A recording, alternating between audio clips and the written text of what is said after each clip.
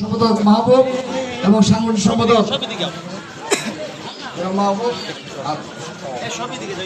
Shaon, senior যুগ্ম সাধারণ সম্পাদক শাওন এবং সাংগঠনিক সম্পাদক মাহবুব সহ উপস্থিত ছাত্রদল কেন্দ্রীয় সংসদের বিপ্লবী যুগ্ম সাধারণ সম্পাদক সারোয়ার সহ উপস্থিত নেতৃবৃন্দ এবং এই চুনারুঘাট উপজেলা ছাত্রদলের সংগ্রামী আহ্বায়ক সদস্য সহ উপস্থিত এই এলাকা অত্র এলাকার সম্মানিত এলাকাবাসী সবাইকে আমি আমার ব্যক্তিগত পক্ষ থেকে এবং বিএনপির ভারপ্রাপ্ত চেয়ারম্যান দেশ নায়ক জনাব তারেক রহমানের পক্ষ থেকে জানাচ্ছি শুভেচ্ছা অভিনন্দন।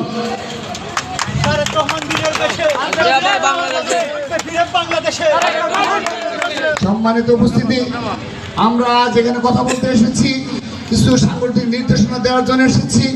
সেটি হলো, আপনারা অবগত রয়েছেন বিগত 5 আগস্ট এই দেশের ফ্যাসিস্ট খুনি হাসিনা পালিয়ে যাওয়ার পর এই বাংলাদেশে যে ধরনের নৈরাজ্য হওয়ার কথা ছিল, যে ধরনের হত্যাকাণ্ড ঘটার কথা ছিল, সেগুলো কিন্তু ঘটেনি।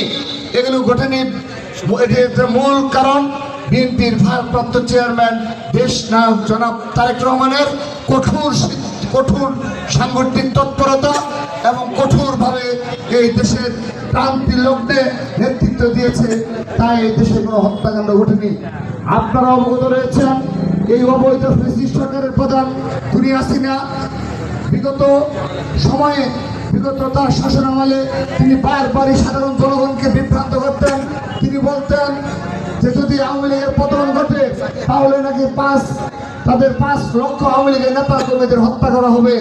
শুধু তাই নয়, তিনি আন্তর্জাতিক পরিমণ্ডলেও এইভাবে অপপ্রচার চালাতেন যে তাদের 5 লক্ষ নেতা কর্মীদের মেরে ফেলা হবে। কিন্তু আপনারা লক্ষ্য করে দেখুন, এই 5 আগস্টের পরে